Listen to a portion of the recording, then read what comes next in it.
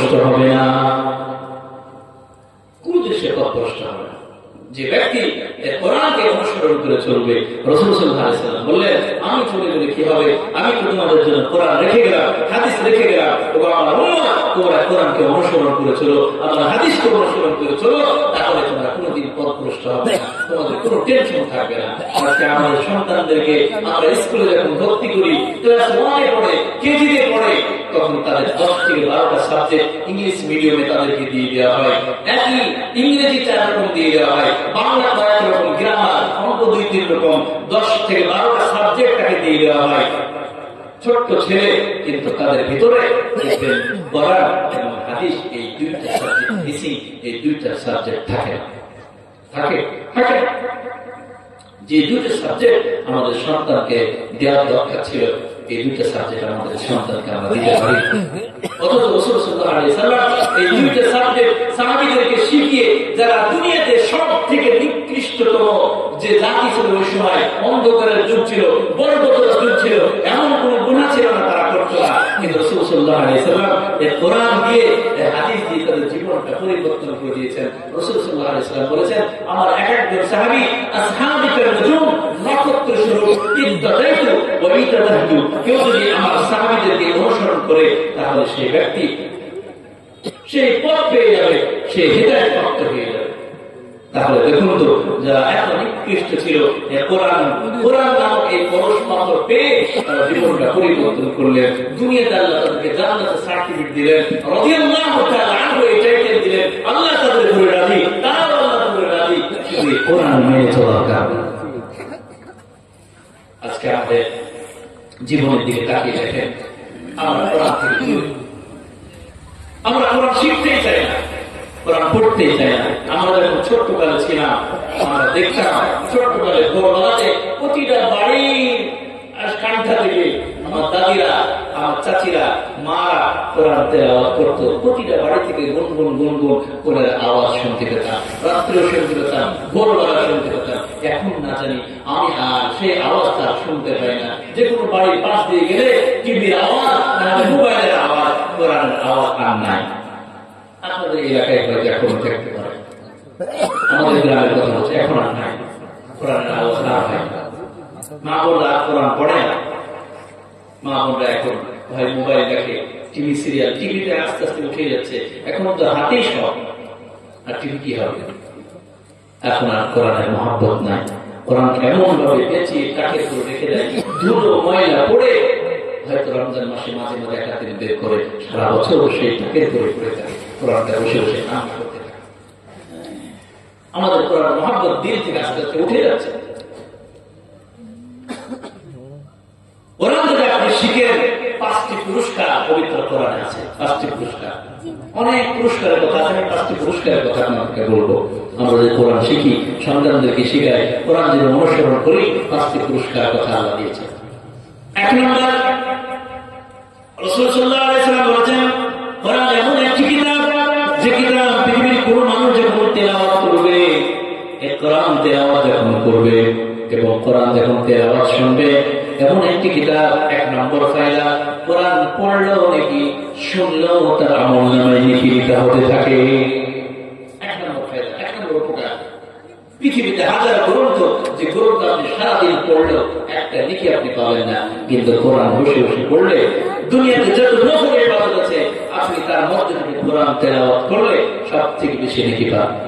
প্রত্যেকটা রুহে 10টি নেকি, প্রত্যেকটা রুহে 10টি নেকি। 1 নম্বর ফায়দা, কোরআন পড়লে নেকি হতে থাকে। 2 নম্বর, কোরআন এমন একটি কিতাব, আল্লাহ নবী সাল্লাল্লাহু আলাইহি ওয়াসাল্লাম তিনি বলেছেন, খায়রুকুম মান তাআল্লামাল কুরআন ওয়া আল্লামা। রাসূল সাল্লাল্লাহু আলাইহি ওয়াসাল্লাম বলেছেন, দুনিয়াতে হাজার স্টুডেন্ট থাকবে, হাজার ছাত্র থাকবে, হাজার উস্তাদ থাকবে, হাজার শিক্ষার্থী থাকবে, কিন্তু দুনিয়াতে আল্লাহ রাব্বুল আলামিন বলেন, যারা দুনিয়াতে কোরআন শিখবে এবং যারা শিখাবে, এরাই হচ্ছে আল্লাহর কাছে সব থেকে বেশি দামি। আল্লাহ বলেছেন, রাসূল সাল্লাল্লাহু আলাইহি ওয়াসাল্লাম বলেছেন, আল্লাহর কাছে সব থেকে দামি ছাত্র এবং দামি উস্তাদ, দামি ছাত্র, দামি শিক্ষক ওই ছাত্ররা, ওই শিক্ষকরা যারা কোরআন শিখে এবং শিখায়। তাহলে আপনার ছেলেদেরকে, আপনার সন্তানদেরকে যদি কোরআন শিখান, তাহলে আল্লাহর কাছে সব থেকে উত্তম ছাত্রর ভিতরে সে পরিণত হতে পারবে, নামটা লিখাতে পারবে। এই জন্য কোরআন শিখান ছেলেদেরকে, কোরআন শিখান ছেলেদেরকে। 3 নম্বর ফায়দা, কোরআন এমন একটি কিতাব যে কিতাব কিয়ামতের দিন আপনার কাছে সুপারিশ করবে, সুপারিশ। আর কোরআনের সুপারিশ আল্লাহ রাব্বুল আলামিন কিয়ামতের ময়দানে আল্লাহ রাব্বুল আলামিন কোরআনের সুপারিশ গ্রহণ করবে। কোরআন কিয়ামতের দিন আল্লাহকে ডাক দিয়ে বলবে, আল্লাহ, এই বান্দা সারা রাত্রি জেগে জেগে কোরআন পড়েছে, দিনেও পড়েছে, রাত্রিও পড়েছে, আল্লাহ তুমি এই বান্দাকে তুমি জাহান্নামে দিতে পারো না। আল্লাহকে বলবে, আল্লাহ তুমি এই ব্যক্তিকে জাহান্নামে দিও না, কারণ সেই ব্যক্তি রাত্রে জেগে জেগে কোরআন পড়েছে, দিনে পড়েছে, সন্তানদেরকে কোরআন শিখিয়েছে। আল্লাহ আমার সুপারিশ গ্রহণ করো, তুমি একে জাহান্নামে দিও না, একে জান্নাত দিও না। কোরআন সুপারিশ করবে, আর কোরআনের সুপারিশ আল্লাহ কবুল করবে।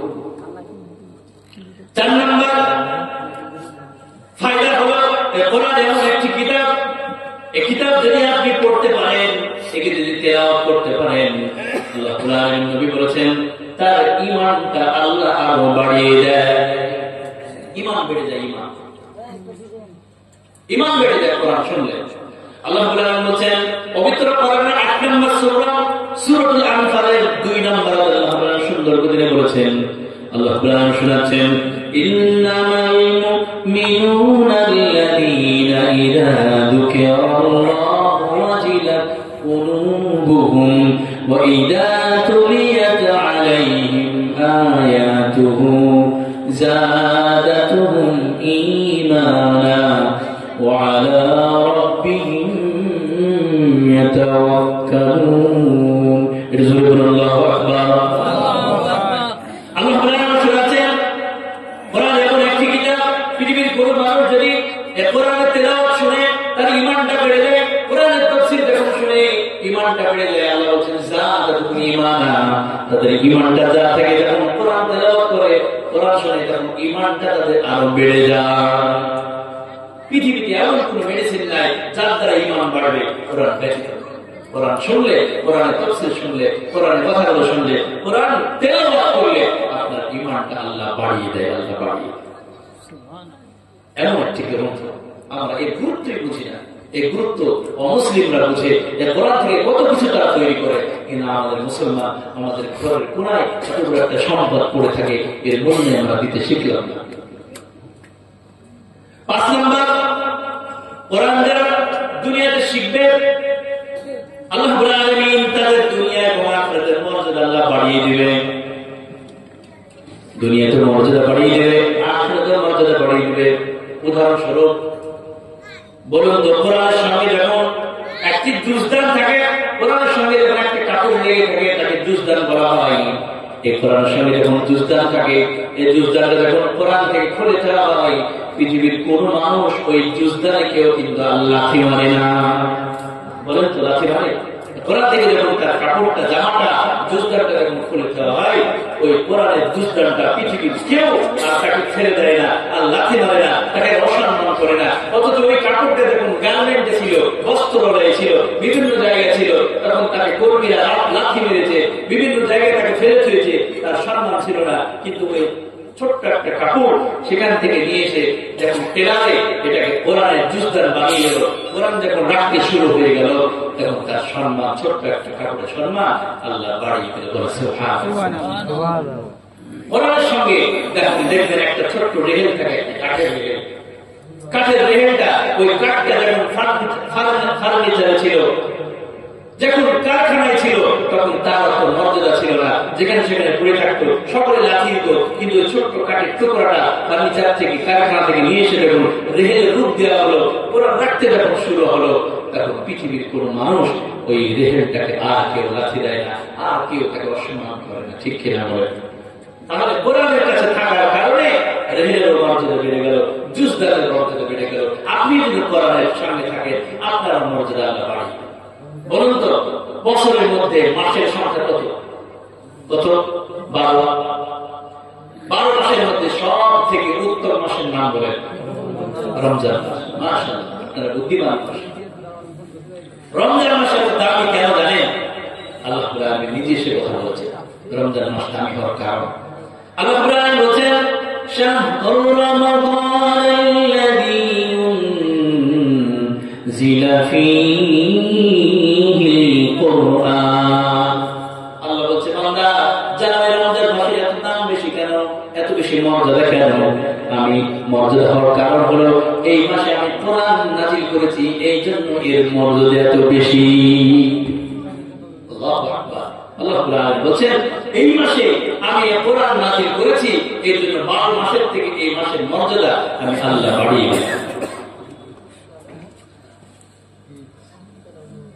শুধু তাই নয়, বলুন তো বছরের মধ্যে রাতের সংখ্যা কত? 365। 365 দিনের মধ্যে একটা রাত সব থেকে সেরা রাত, এই রাতের নাম কি বলতে পারবেন? লাইলাতুল কদর। লাইলাতুল কদর কত দামি জানেন? একটি রাত 1000 মাস হতে উত্তম। 1000 মাস আপনি যদি ক্যালকুলেটরে হিসাব করেন দেখবেন 83 বছর 4 মাস হয়। অর্থাৎ এই রাত্রে লাইলাতুল কদরে কেউ যদি একটি রাত যদি জেগে ইবাদত করতে পারে 83 বছর 4 মাস ইবাদত করার মতো সওয়াব তার আমলনামায় লিখে দেওয়া হয়। এত মর্যাদা এই রাত্রে কেন? এত মর্যাদা কেন? আল্লাহ পবিত্র কোরআনে বলেছেন, কোরআন যদি আপনি রিসার্চ করেন তাহলে সব কিছু আপনি পেয়ে যাবেন। কোরআনের ভিতরে সব আল্লাহ দিয়েছেন।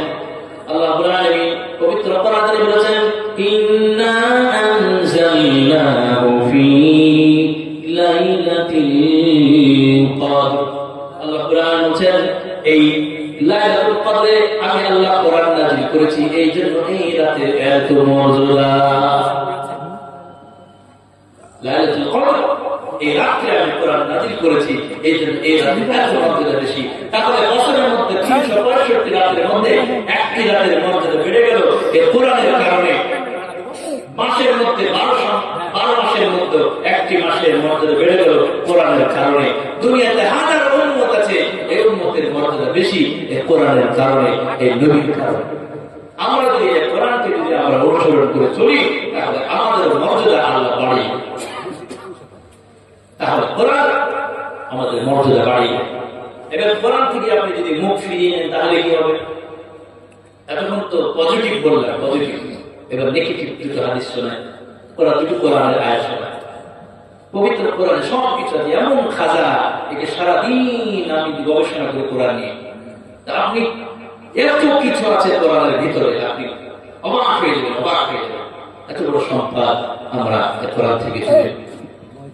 কোরআন থেকে যদি আমরা দূরে সরে থাকি তাহলে আমাদের কি হবে? কোনো কি ক্ষতি হবে না লাভ হবে? আমরা এটা শুনি। আল্লাহ বলছেন যারা দুনিয়াতে কোরআন থেকে যারা মুখ ফিরিয়ে নিবে, কোরআনের যারা বিরোধিতা করবে, কোরআনকে যারা অনুসরণ করে চলবে না, নিজে শিখবে না, সন্তানদেরকে শিখাবে না, কোরআনের বিরোধী করবে, যেখানে কোরআনের প্রতিষ্ঠান মাদ্রাসার বিরুদ্ধে করে, মক্তবের বিরুদ্ধে করে, ওই ব্যক্তি ভালোবাসে না। মক্তবের ছাত্রদেরকে কোরআন শেখানো হয়, এটা পছন্দ করে না। মাদ্রাসার কোরআন শেখানো হয়, ছাত্রদেরকে এটা পছন্দ করে না। নিজেও কোরআন শিখে না, নিজের সন্তানকে তো শিখায় না। মক্তবকে ভালোবাসে না, মাদ্রাসাকেও ভালোবাসে না। আল্লাহ রাব্বুল আলামিন নবী কিয়ামতের দিন আল্লাহর আদালতে দাঁড়িয়ে কি বলবেন জানেন? আল্লাহ রাব্বুল আলামিন পবিত্র কোরআনের 25 নম্বর সূরা সূরাতুল ফুরকানের 30 নম্বর আল্লাহ রাব্বুল আলামিন তিনি সুন্দর করে সে কথা বলেছেন। আল্লাহ রাব্বুল আলামিন বলেছেন ওয়াকালা রাসূলু ইয়া রাব্বি ইন্না কওমি তাখাযু হাযাল কুরআনা মাহজুরা। আল্লাহ তাআলা শোনাচ্ছেন কিয়ামতের দিন রাসূল সাল্লাল্লাহু আলাইহি ওয়াসাল্লাম আল্লাহর আদালতে দাঁড়িয়ে যাবেন। আল্লাহকে ডাক দিয়ে বলবেন, আল্লাহ আমার উম্মতের ভিতরে এমন অনেক মানুষ ছিল যারা কোরআনের বিরোধিতা করেছিল, তারা কোরআন নিজে শিখে নাই এবং যারা কোরআনের বিরোধিতা করেছিল, আল্লাহ তোমার আদালতে আমি তাদের জন্য বিচার দিলাম। আল্লাহ তুমি তাদের ব্যবস্থা করো। বলুন তো রাসূল সাল্লাল্লাহু আলাইহি ওয়াসাল্লাম যদি আমাদের বিরুদ্ধে কাউকে বিরুদ্ধে যদি আল্লাহর আদালতে যদি মামলা করে যে আল্লাহ আমার উম্মতকে তুমি পাকড়াও করো, এই ব্যক্তি দুনিয়াতে কোরআনের বিরোধী করেছিল, কোরআন শিখে নাই, কোরআনকে ভালোবাসে নাই, আল্লাহ এর ব্যবস্থা গ্রহণ করো। বলুন তো তার অবস্থাটা কি হবে? একটু ঠান্ডা মাথায় ভাবে তার অবস্থাটা কি হবে। রাসূল সাল্লাল্লাহু আলাইহি ওয়াসাল্লাম কিয়ামতের দিন উকিল হয়ে তিনি উম্মতকে বাঁচানোর জন্য তিনি চেষ্টা করবেন। আর রাসূল যদি আপনার বিরুদ্ধে আদালতে দাঁড়িয়ে যদি আপনার বিরুদ্ধে মামলা করে তাহলে আপনার কি অবস্থা হবে। 2 নম্বর, কোরআন থেকে যারা মুখ ফিরিয়ে নেবেন তাদের অবস্থা কি হবে।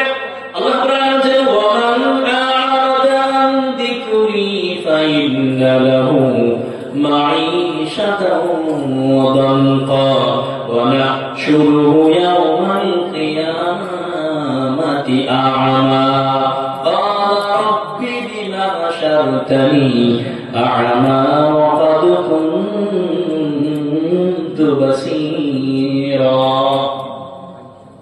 সূরা তাহা 16 নম্বর পারা 19 নম্বর পৃষ্ঠা 12 নম্বর লাইন 124 নম্বর যেটা আল্লাহ তাআলা বলেন এই কোরআন থেকে যারা ফিরে নেবে আমি আল্লাহ রাব্বুল আলামিন দুনিয়াতে জীবনটা সংকীর্ণ করে দেব।